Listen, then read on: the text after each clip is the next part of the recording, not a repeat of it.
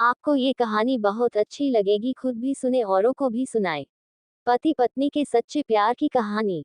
पति पत्नी का सच्चा प्यार। पति पत्नी में कभी न कभी लड़ाई हो ही जाती है। जब शादी नहीं होती है सब कुछ ठीक रहता है, लेकिन शादी के कुछ दिनों के बाद दोनों में कुछ कहासुनी होनी शुरू हो जाती है। ऐसा होते होते पता ही नहीं चलता कि कब बात इतनी बढ़ जाती है कि नौबत यहाँ तक आ जाती है कि दोनों एक दूसरे के साथ रहना भी पसंद नहीं करते और दोनों तलाक तक भी पहुंच जाते हैं।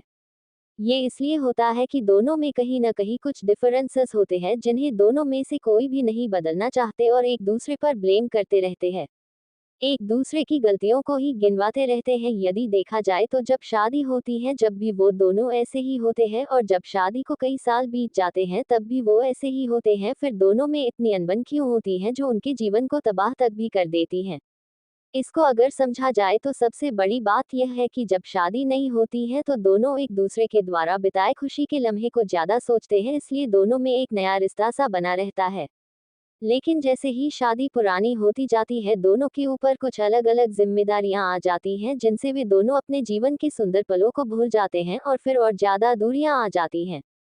इसलिए आपके भी अपने जीवन साथी के साथ बहुत सी यादें होगी जो आपके जीवन की शायद सबसे सुंदर यादें हो। आप उनको याद करिए, फिर देखना आपके रिश्ते में कैसे एक नई ताजगी आती है। इसी बात को समझने के लिए प्रस्तुत है एक छोटी सी कहानी है जिसको पक्का आप जरूर सोचने पर मजबूर होगे। एक माँ जिसकी आज इकलौती बेटी की शादी है। माँ बेटी को वेडिंग गिफ्ट के तौर पर एक बैंक अकाउंट की पासबुक देती है तो बेटी अपनी माँ से पूछती है कि ये क्या है। माँ कहती है कि ये मेरी तरफ से एक छोटा सा वेडिंग तोहफा है, ये बैंक अकाउंट की पासबुक है, ये तुम्हारे जीवन के खुशी के लम्हों को संजोए रखेगी। आगे जब भी तुम दोनों की जिंदगी में कोई खुशी का मौका आए तो अपनी तरफ से इसमें कुछ पैसे डिपॉजिट करना, जितनी बड़ी खुशी उतनी ज्यादा रकम, और उसके आगे लिख भी देना कि आज ये खुशी का मौका है इसलिए इतने पैसे जमा किए हैं।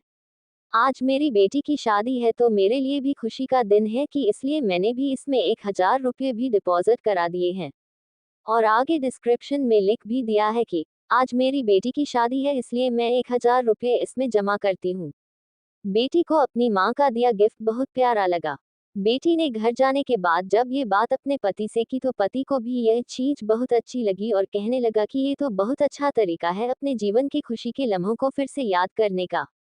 दोनों अब इंतजार ही कर रहे थे कि कब इसमें अगला डिपॉजिट हो।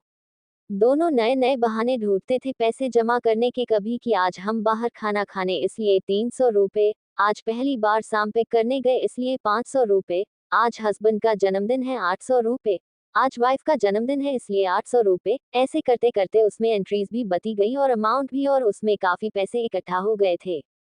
शादी को कई साल बीत जाने के बाद दोनों में कुछ दूरियां बने लगी, दोनों में छोटी मोटी नोकझोंक होनी शुरू हो गई थी। फिर कुछ दिनों के बाद झगड़े होने लगे, दोनों ने बात करना छोड़ दिया और एक दूसरे से खुश नहीं रहते थे।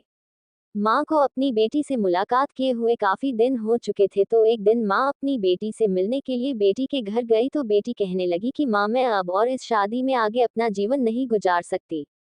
पता नहीं मैंने इतने दिन इसके साथ कैसे गुजार लिए, अब मैं इस आदमी से डिवोर्स चाहती हूँ। उधर पति भी कहने लगा कि मैं भी परेशान आ गया हूँ, इसके साथ रहकर मैं भी जीना नहीं चाहता, तुम्हारे साथ मुझे भी डिवोर्स चाहिए।